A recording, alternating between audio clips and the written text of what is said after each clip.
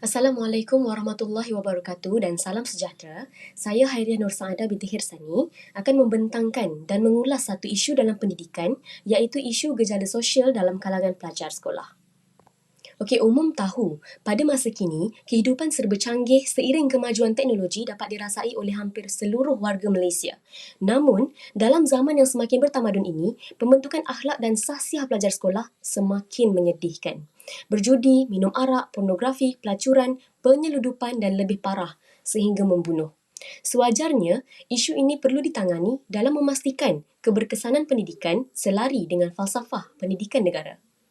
Okey, definisi gejala sosial ini menurut Suarjono, suatu pengantar 1999, gejala sosial merupakan salah satu penyebab terjadinya masalah sosial yang disebabkan oleh lingkungan masyarakat. Gejala sosial dapat diklasifikasikan sebagai satu jenayah yang melibatkan etika dan moral individu tersebut. Secara umumnya, masalah sosial merangkumi berbagai perlakuan negatif pelajar sekolah yang tidak membawa keuntungan kepada kekuatan sistem pendidikan. Baik, ini antara masalah sosial pelajar sekolah yang saya dapat kumpul dalam ni. Ada 8 je. Tak muat banyak-banyak. Okey. Yang pertama, ponteng sekolah. Merokok, seks bebas, gangsterism, vandalism, memeras ugut, berjudi dan lumba haram.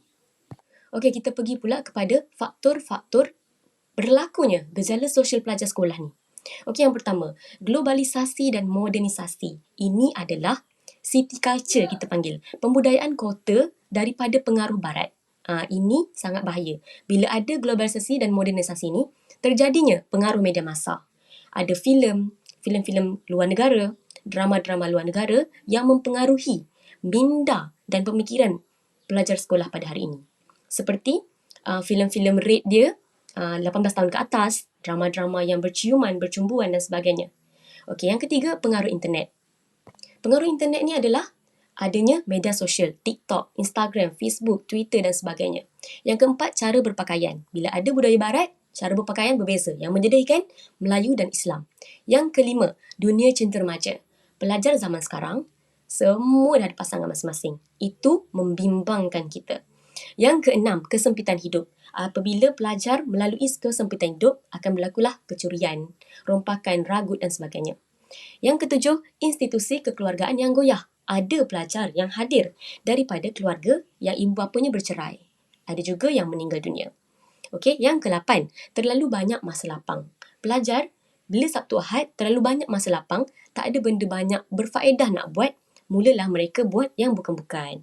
Okey, yang dan terakhir, dahagakan keseronokan. Disebabkan kita dah moden, ada media sosial dan sebagainya, pengaruh itu lebih. Dan jadi pelajar ni nakkan keseronokan yang lebih. Begitu. Dan kita teruskan dengan kesan isu gejala sosial pelajar ni. Dan ada 5 golongan yang terkesan dengan gejala sosial ini. Yang pertama, individu, pelajar tersebut, pelajar sendiri tersebut. Yang pertama, individu, dipandang serong dan dicemuh oleh masyarakat sekeliling. Yang kedua, keluarga. Keluarga akan dapat kesan wujudnya ketidakharmonian dalam kekeluargaan. Bila anak isap dadah, budak sekolah pula, mulalah akan bergaduh, berlakunya pergaduhan dan sebagainya. Tidak tenteram lah. Yang ketiga, sekolah. Sekolah akan mendapat rekod yang buruk. Itu kesan terhadap sekolah. Yang keempat, masyarakat. Kesan terhadap masyarakat ini, masyarakat akan menjadi porak-poranda dan tidak bersatu padu. Sebab ada satu sikap yang tidak percaya. Contoh, jiran sebelah anaknya jual dadah. Contoh. Kita akan rasa macam tak percaya dan ada sifat diskriminasi di situ. Yang terakhir, negara. Apa kesan terhadap negara? Negara akan kehilangan pelapis generasi kepimpinan pada masa akan datang. Jadi, kesimpulannya, isu ini perlu ditangani. Dan apa dia? Ada 3 cara. Daripada guru, ibu bapa dan sekolah dan pentadbiran. Okey, untuk cara guru menangani isu ini. Yang pertama, guru haruslah menekankan nilai moral di sekolah. Kena lebih tekankan. Yang kedua, menambahkan aktiviti-aktiviti berteraskan akademik dan separa akademik seperti kegiatan kurikulum, sukan dan sebagainya. Yang ketiga, perubahan teknik-teknik pengajaran seperti penggunaan komputer, video, bantuan alat pandang, dengar dan teknik pengajaran luar kelas. Yang keempat, guna cara teguran yang sesuai. Lebih kepada beri semangat, bukannya marah dan denda yang melulu. Seterusnya, peranan sekolah dan pentadbir menangani isu ini. Okey, yang pertama, mewujudkan sistem perundangan di sekolah. Jadi, pelajar sekolah akan lebih takut.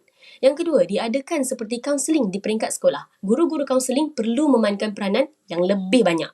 Okey, yang ketiga, pertemuan yang lebih kerap antara ibu bapa, penjaga dan guru perlu diadakan khasnya bagi pelajar-pelajar yang bermasalah. Ini unit-unit PIBG kena ambil peranan. Okey, yang terakhir, peranan ibu bapa menangani isu. Macam mana ibu bapa nak tangani isu?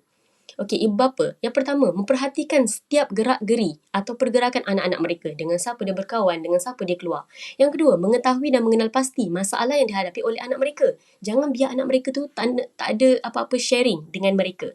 Dia ibu bapa kena tahu apa yang anak-anak rasa. Yang ketiga, mengetahui rakan-rakan anak mereka macam saya cakap tadi. Yang keempat, ibu bapa hendaklah menghabiskan sebahagian daripada masa seharian bersama anak-anak. Supaya anak-anak ni ada benda nak buat. Yang kelima, tingkatkan penghayatan anak-anak terhadap agama. Nilai-nilai murni dan motivasi. Ini perlu hadir daripada rumah. Kena mula daripada rumah, bukan daripada sekolah.